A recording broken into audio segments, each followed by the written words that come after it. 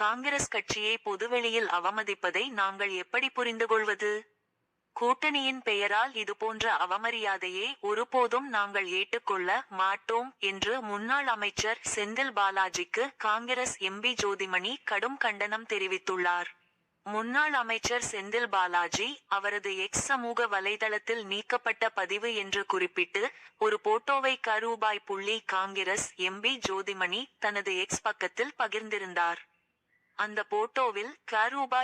நகர காங்கிரஸ் மகளிர் அணி தலைவர் கவிதா திமுகவில் இணைந்து விட்டதாகவும் தமிழகம் தலைநிமிர முதல்வர் ஸ்டாலினின் தலைமையே தேவை என்று உணர்ந்து அவர் திமுகவில் இணைந்ததாக செந்தில் பாலாஜி குறிப்பிட்டிருந்தார். அவரது இந்த பதிவுக்கு காங்கிரஸ் எம்பி ஜோதிமணி கடும் கண்டனம் தெரிவித்துள்ளார். கூட்டணியின் பெயரால் இதுபோன்ற அவமரியாதையை ஒருபோதும் நாங்கள் ஏற்றுக்கொள்ள மாட்டோம் என்றும் அவர் கூறியுள்ளார். அவரது அறிக்கை கடந்த சில தினங்களாக காங்கிரஸ் கட்சி சார்பாக அர்ஜென்டினாவில் நடைபெற்ற அரசியல் மாநாட்டில் பங்கேற்க வேண்டியிருந்ததால் ரூ. மாவட்ட திமுக மாவட்ட செயலாளர் செந்தில் பாலாஜியின் இந்த பதிவு குறித்து உடனடியாக எதிர்வினையாற்ற முடியவில்லை. கூட்டணி தர்மம் என்பது இரண்டு பக்கமும் இருக்க வேண்டும்.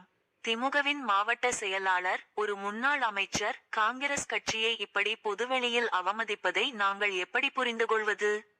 கூட்டணியின் பெயரால் இதுபோன்ற அவமரியாதையை ஒருபோதும் நாங்கள் ஏற்றுக்கொள்ள மாட்டோம். இப்படி நடப்பது இது முதல் முறையல்ல. கூட்டணி என்பது ஒரு கொள்கை அடிப்படையில் பரஸ்பர புரிதல், ஒத்துழைப்பு, நம்பிக்கை மற்றும் மரியாதையின் அடிப்படையில் உருவாக்கப்படுவது. எந்த சூழலிலும் இதில் எதனோடும் சமரசம் செய்து கொள்ள முடியாது. ரூ. பார்லிமென்ட் தொகுதியில் காங்கிரஸ் கட்சியின் எம்பி என்ற வகையில் இதற்கு எதிர்வினையாற்ற வேண்டிய காங்கிரஸ் கட்சியின் சுயமரியாதையை காப்பாற்ற வேண்டிய கடமையும் பொறுப்பும் எனக்கு இருக்கிறது. இம்மாதிரியான அவமரியாதையை எளிதில் கடந்து போய்விட முடியாது.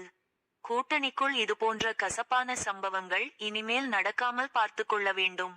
இது குறித்து தமிழக காங்கிரஸ் கமிட்டியின் தலைவர் செல்வ பெருந்தகை திமுக தலைவர் ஸ்டாலினின் கவனத்திற்கு எடுத்து செல்வார் என்று நம்புகிறேன். தமிழகத்தின் மொழி, இனம், பண்பாடு, எதிர்காலம் அனைத்திற்கும் பாசிச சக்திகளால் நெருக்கடி ஏற்பட்டிருக்கிற இன்றைய அரசியல் சூழலில் நம் அனைவருக்கும் தமிழக மக்களின் நலனை முன்னிறுத்தி செயல்பட வேண்டிய கடமையும் பொறுப்பும் இருக்கிறது என்பதை நினைவில் கொள்ள வேண்டும்.